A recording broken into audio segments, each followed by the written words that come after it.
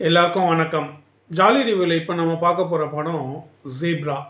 சத்யதேவ், பிரியா பவானி சங்கர், நம்ம Sathyaraj, Pushpa villain Sunil, KGF 1 villain Garuda, அப்புறம் ஒரு புது வில்லன், நிறைய பழைய வில்லன்கள் நடிச்சிருக்கிற ஒரு படம். நிறைய பேர் நடிச்சிருந்தாலும் இந்த படத்தில் ரொம்ப முக்கியமான கேரக்டர் ஸ்க்ரீன் ப்ளே தான். சும்மா பரபரன்னு இருக்குது. பொழுது போகணும், படம் வரிகுதிரை ஓடுற மாதிரி ஓடிக்கிட்டே இருக்கணும் அப்படின்னு நினச்சிங்கன்னா உங்களுக்கு இந்த ஜீப்ரா நல்ல சாய்ஸாக இருக்கும். தெலுங்கு, தமிழ் ரெண்டுலேயுமே இருக்குது. நம்ம ஹீரோ ஒரு பேங்க்கில் வேலை பார்க்குறாரு. பொதுவாக ஒரு மனுஷன் கஷ்டப்பட்டு படித்து வேலைக்கு சேர்ந்து சம்பாதிக்க ஆரம்பித்த முதல் மாதமே இந்த பெருசுங்க ஒரு அட்வைஸ் கொடுக்கும் தெரியுங்களா?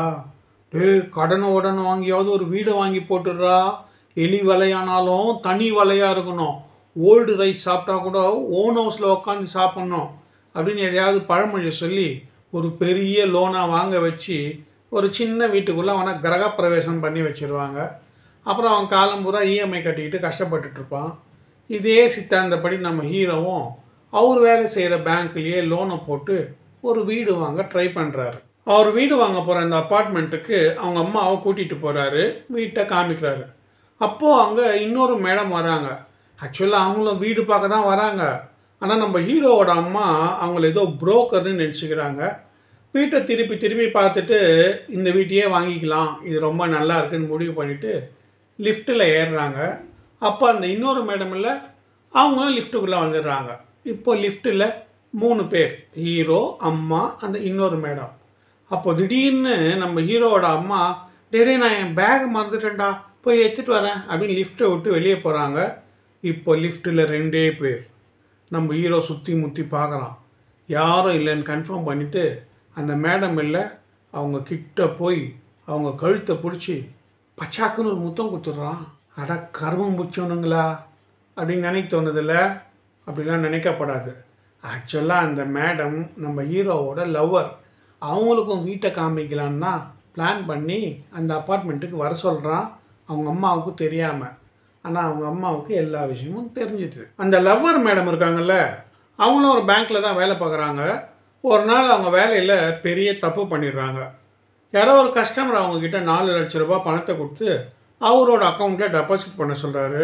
ஆனால் அவங்க ஏதோ ஒரு நம்பரை மாற்றி போட்டு வேறு ஒருத்தனோட அக்கௌண்ட்டில் டெபாசிட் பண்ணிடுறாங்க.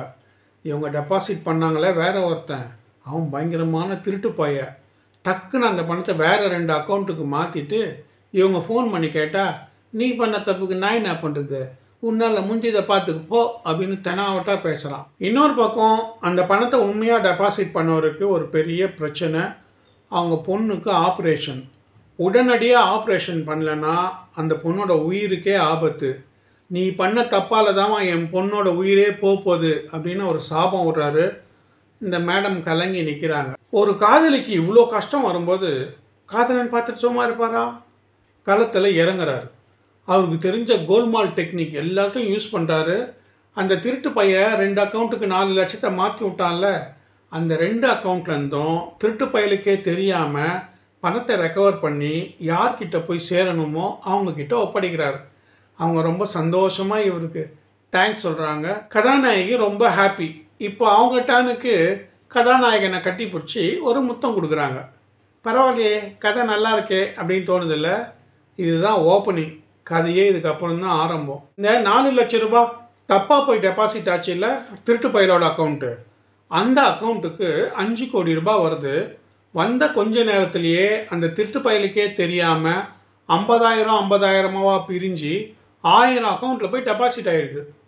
50,000, 5 லட்சம், 50 லட்சம், 5 கோடி. கணக்கு கரெக்டு தானே? அதுன்னு அவ்வளோ சந்தேகமாக பார்க்குறீங்க? யார் இந்த வேலையை பார்த்தானே தெரியல, ஒரே மர்மமாக இருக்குது. ஆனால் ஏற்கனவே அவன் அக்கௌண்ட்லேருந்து நம்ம ஹீரோ 4 லட்சத்தை அடிச்சதுனால இந்த 5 கோடியையும் நம்ம ஹீரோ தான் அடிச்சிருப்பாருன்னு பேங்க்கில் சந்தேகப்படுறாங்க.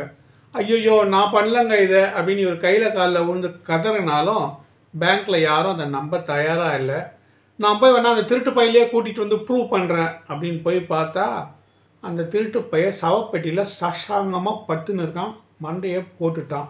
அதுக்கப்புறம் ஹீரோ ரொம்ப கஷ்டப்பட்டு பல ஆதாரங்களை திரட்டி அந்த 5 கோடி ரூபாய் காணாமல் போனதுக்கு அவர் காரணம் இல்லை அப்படின்னு பேங்க்குக்கு ப்ரூவ் பண்ணுறாரு. பரவாயில்லையே, படம் நீ சொன்ன மாதிரியே விறுவிறுப்பாக இருக்கும் போல இருக்கே அப்படின்னு தோணுதில்ல?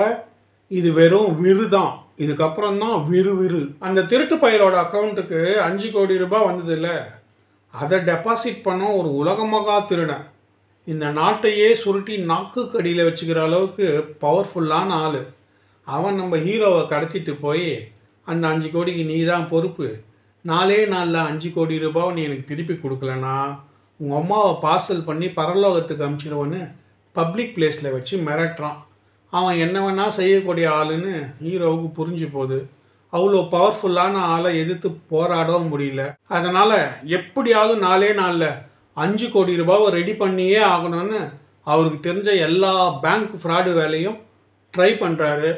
அவரால் அந்த 5 கோடியை ரெடி பண்ண முடிஞ்சுதா, அம்மாவை காப்பாற்ற முடிஞ்சுதா, அதுதான் கதை. வெளியாளுங்க ஒரு பேங்க்குள்ளே பூந்து பேங்க் பணத்தை கொள்ளடிக்கிறத நிறைய படங்களில் பார்த்துருக்கோம். இது பேங்க்கில் வேலை செய்கிறவங்களே எப்படி பேங்க் பணத்தை கொள்ளையடிக்கிறாங்கன்னு விலாவரியாக காட்டுறாங்க. நம்ம சத்யராஜ் பாபாவாக நடிச்சிருக்காரு. அந்த கேரக்டரே அவருக்கு செட் ஆகாதேம்மா அப்படின்றீங்களா? இது ஃப்ராடு பண்ணுற பாபா கேரக்டர். செட் ஆகும்ல? ஆஹா ஓடிடியில் இருக்குது, டைம் கிடைக்கும் போது பாருங்கள். ஓகே ஃப்ரெண்ட்ஸ், இந்த வீடியோ பார்த்ததுக்கு ரொம்ப தேங்க்ஸ். இந்த வீடியோ உங்களுக்கு பிடிச்சிருந்தா லைக் பண்ணி, ஷேர் பண்ணி, சப்ஸ்கிரைப் பண்ணுங்கள். வீடியோ எப்படி இருந்ததுன்னு கமெண்ட்டில் போடுங்க. அடுத்த வீடியோவில் பார்ப்போம்.